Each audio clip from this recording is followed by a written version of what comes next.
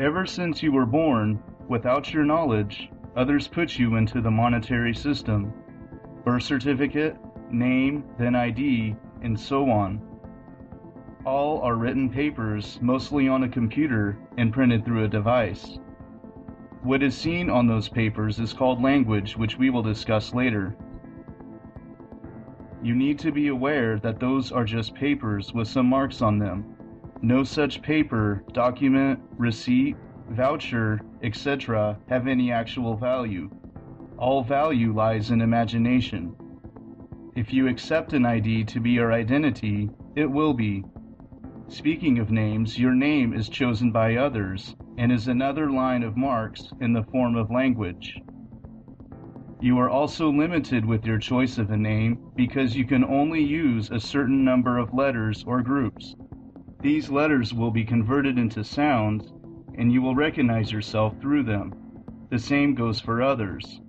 Personalized sounds for individuals that can be changed by different procedures at different stages of life.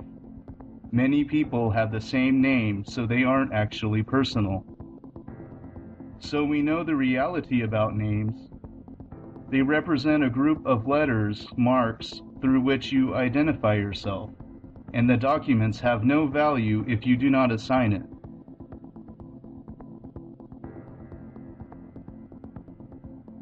In fact, paper containing such marks is as valuable as a marriage certificate or any other document accepted by the monetary system.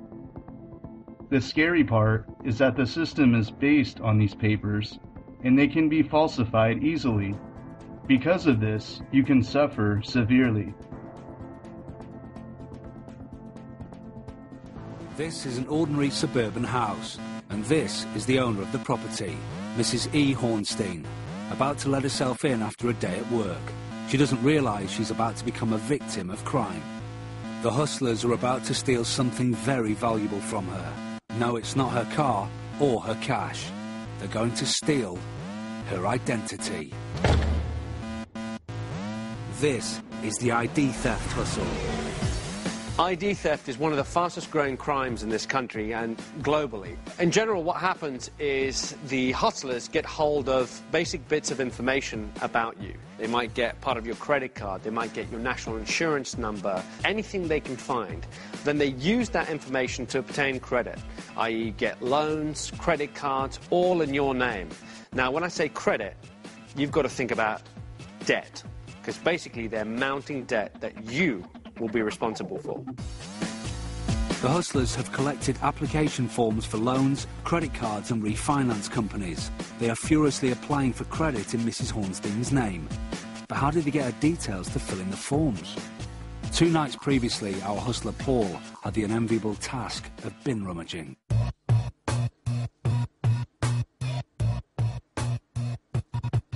Under the cover of darkness, Paul finds the alley behind the Mark's house where rubbish is thrown.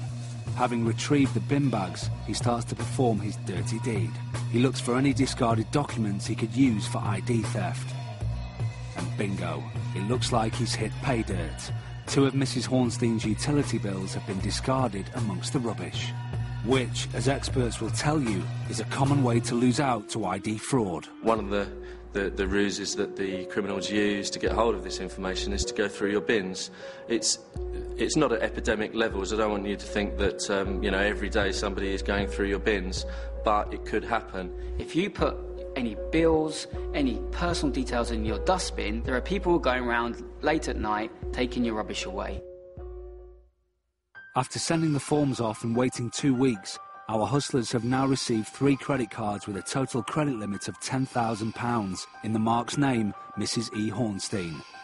Rather than spending all this money fraudulently and ruining the Mark's credit rating, Alex and Jess are on their way to confront Mrs. Hornstein to demonstrate how shocking this crime really is. They have packed a purse with receipts, documents and the credit cards obtained in her name. At the Mark's address, our hidden cameras watch the action. Hello. Hi, are you Mrs. Hornstein? Yes. Yeah, just found your wallet outside. Have you? Is that not your wallet? It's my name, but it's not my stuff. We just found it on the floor. Outside. Oh my God! Somebody's. This is somebody's name. Are those not your credit They're cards? not mine. In fact, How strange. Mr. Hornstein, I'll be honest with you, we didn't just find it, we actually made it. What? Well, we've also made this. This is a loan taken out in your name for £12,000. It's been accepted. But you've made this? Yeah. Why have you done that then? Can I get a jumper on? Do you want to go inside? That's all right, we'll wait for you here. I'll show you exactly how we've made things. We use these that we found in your bin.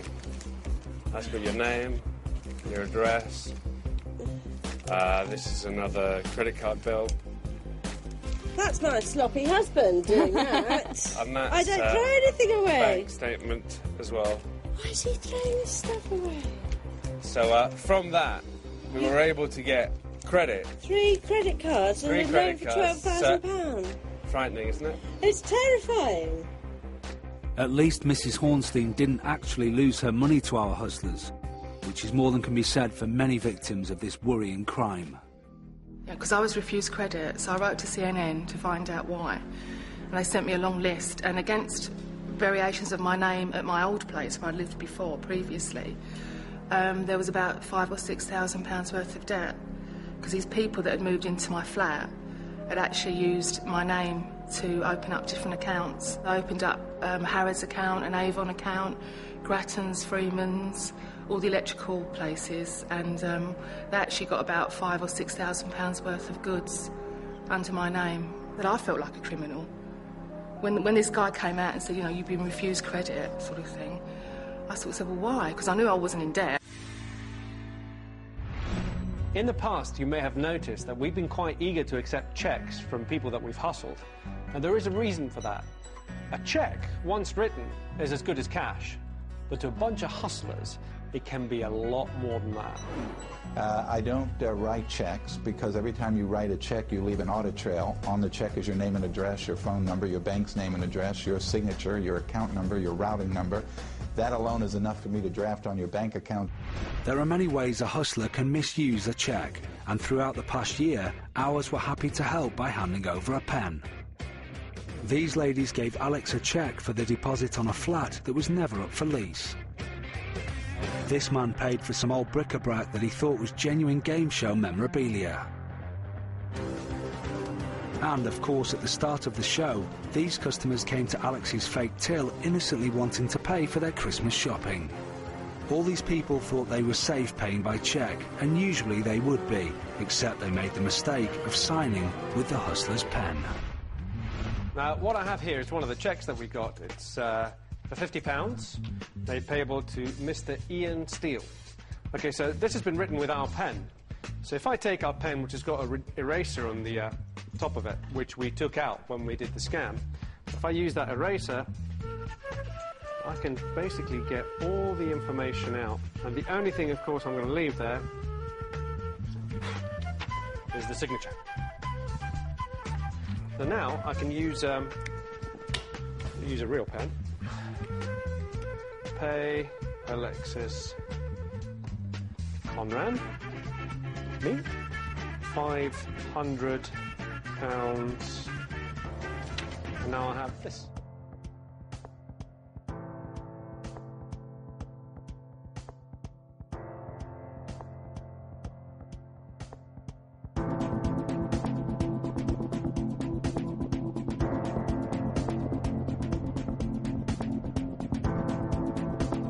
Individuals must be kept track of in a system to report on environmental capacity, to have a medical record, and an identity in that group. But this falsehood must be separated from reality to be accepted as a status agreement identity.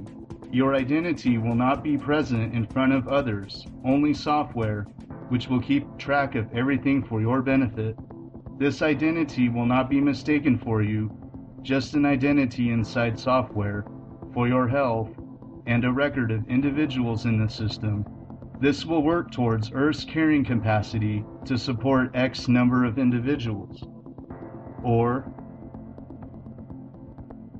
if a guy's name is Euripides Sneed, it doesn't tell you a thing. Jacques Fresco, the Jacque, doesn't stand for anything. So if each letter stood for areas of interest, do you know what I mean? Botany, chemistry, symbols, new symbols, you'll have a new name. Symbol 34D, whatever it is. That'll tell you what the person's like, instead of you saying, where did you come from, where were you born, what are your major areas of interest. Their name will tell you that. I'm an aeronautical engineer. You know what that means. I'm an aerodynamicist. I'm a chemist. You know what that means. So if a guy comes up and says, I'm a chemist, and I'm D4, that tells you a lot.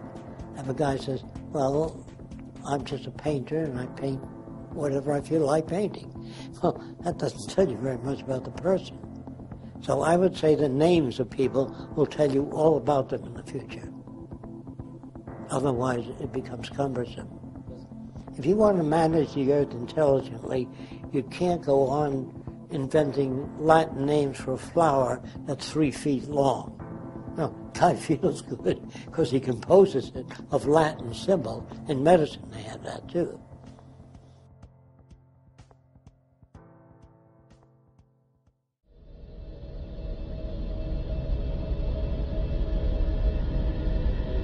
It's amazing how the imagination can grasp the individual of the human species, how pieces of paper with some marks on them can compel, force, excite, or scare the human being.